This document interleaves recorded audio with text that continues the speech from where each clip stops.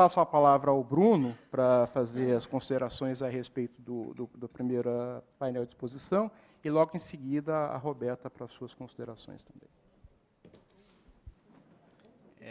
Só rememorando aqui, eu vou fazer a relatoria das duas primeiras falas da tarde, da professora Julita e do professor Michel Missi. Primeiramente, da professora Julita, muito rapidamente foi abordado bastante a questão dos efeitos negativos da guerra às drogas, tanto a questão das mortes de ambas as partes, de policiais, de traficantes e de terceiros não envolvidos.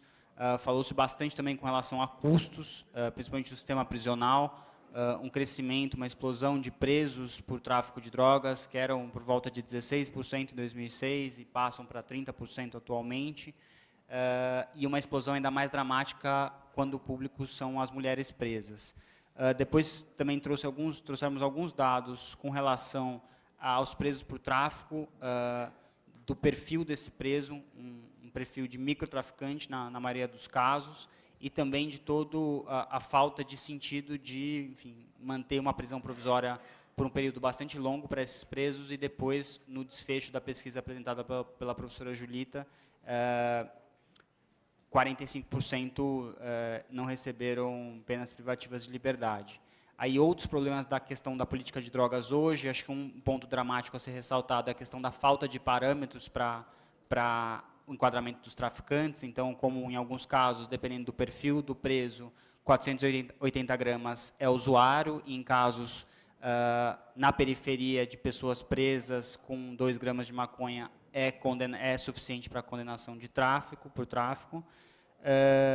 E aí, acho que o grande ponto das recomendações na questão das drogas é sobre a necessidade de rediscutir política mesmo, de como fazer um olhar para a questão da prevenção, para a questão da assistência, para a questão do uso abusivo. Várias falas com relação a como em nenhum lugar do mundo foi possível impedir o comércio de drogas ou o uso de drogas, e como é importante fazer um foco de política de redução de danos. E aí, acho que, enfim, esse é um debate um pouco mais de longo prazo, que precisa ser iniciado, mas também surgiram propostas mais de curto prazo, no sentido de como já seria possível hoje dar um tratamento diferenciado para criminosos não violentos em geral, e com um exército de pessoas presas por tráfico de drogas que cometeram um crime sem violência, sem arma, muitas vezes sem antecedentes, de como conseguir dar trazer essa pena sem ser necessariamente de prisão, e também foi falado um pouco de como a audiência de custódia pode ou não contribuir para isso. Com relação à letalidade, da apresentação do professor Michel Missi, acho que alguns pontos para destacar sobre o Rio de Janeiro, os dados apresentados do Rio de Janeiro, sobre o aumento agudo de mortes cometidos pela polícia no período de 2000 a 2010, uma concentração forte desses casos na capital, e aí alguns indicadores problemáticos que também apresentados, sobre como sabe pouco sobre o fenômeno. Ele apresentou aqui a questão de que não há informação sobre dados de idade dessas pessoas mortas. Também ele apresentou o dado das pessoas mortas pela polícia versus policiais mortos, e de que há uma relação no Rio de Janeiro de 40 civis para cada policial morto, e também sobre a importância da quantidade de letalidade policial frente ao total de mortes violentas, que no Rio de Janeiro chega a 15% a 20%, dependendo do período. Depois ele trouxe, enfim, dado da pesquisa antiga sobre o que acontece com esses casos de mortes pela polícia depois que entram no sistema de justiça. Então, dados bastante dramáticos, enfim, 707 casos, ao final de 2 anos, só 19 chegaram ao sistema de justiça, e ao final só houve uma condenação. Com relação a propostas, a recomendações,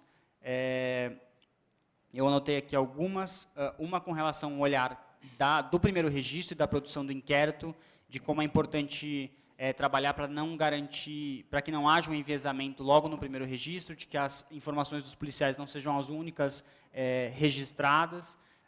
Também um olhar para a questão do local do crime, a preservação do local do crime, e de como garantir que não haja alteração. Ele também, o professor Michel Missi, trouxe sugestões com relação à recomendação da ida dos promotores de justiça ao local de crime, para também não só proteger essa questão, mas também impedir a alteração da narrativa que vai formalizada.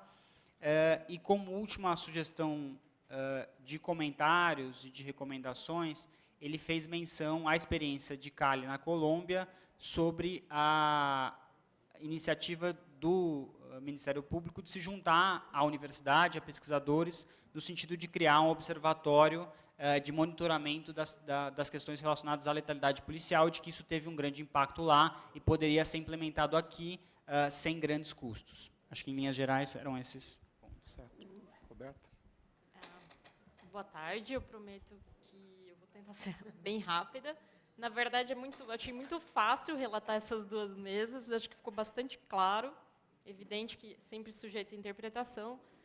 Eu queria só fazer um ponto de intersecção, eu estava comentando com o Bruno, como as nossas mesas, a mesa que ele relatou e a que eu relatei se complementavam, né? Eu acho que na fala do representante da PM de Santa Catarina, do Lisandro Lotin, ele colocou de uma forma muito clara que vitimização do policial e mortes pela polícia, elas estão bastante relacionadas. Então, isso eu acho que é bastante importante a gente colocar entre os dois temas.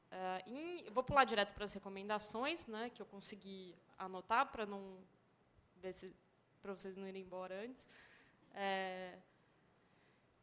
Acho que ficou muito evidente na fala, muito fácil de resumir, né, a recomendação proposta pelo Lotin, que é um tratamento, né, do policial do praça, do policial militar, etc., não só do praça, como cidadão. O que está na Constituição, o que é o Código Penal Militar, o que são as normas que regem a vida militar, e isso torna, muitas vezes, isso torna o policial militar um cidadão de segunda instância.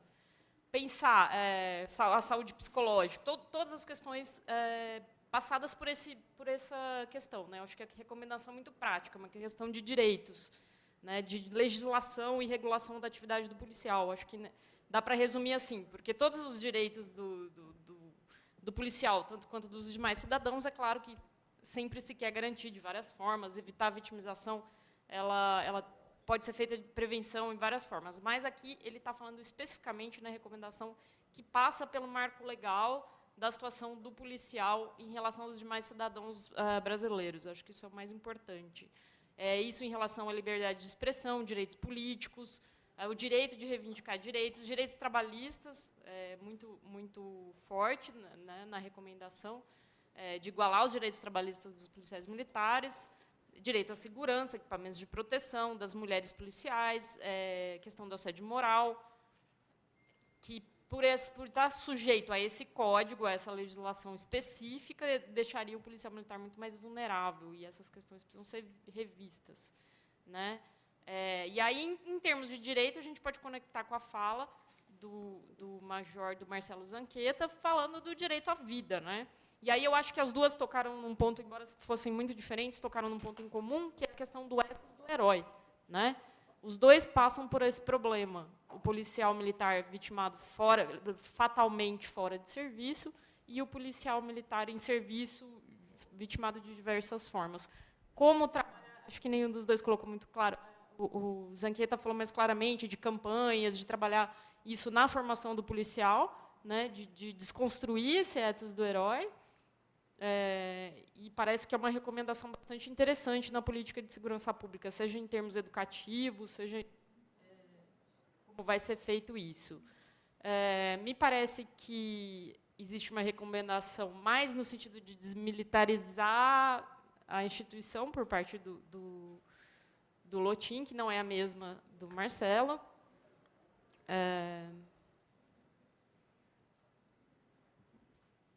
Deixa eu ver se eu estou perdendo alguma coisa. Da parte do Major Marcelo, incentivar o controle da atividade policial para diminuir a vitimização dos policiais, passa pelo policiamento inteligente, procedimento dos policiais em serviço. A ênfase agora é no em serviço. Policiamento inteligente, procedimento padrão, e para prevenção primária e educação, né, essa conscientização dos policiais para policiais fora de serviço. Então, acho que o maior consenso é a questão do ethos do herói, que é mais uma questão de cultura e educação, e no campo dos direitos e da legislação que rege o trabalho do policial e a vida do policial militar, dentro e fora do seu horário de trabalho. Muito bem. Eu agradeço a atenção de todos.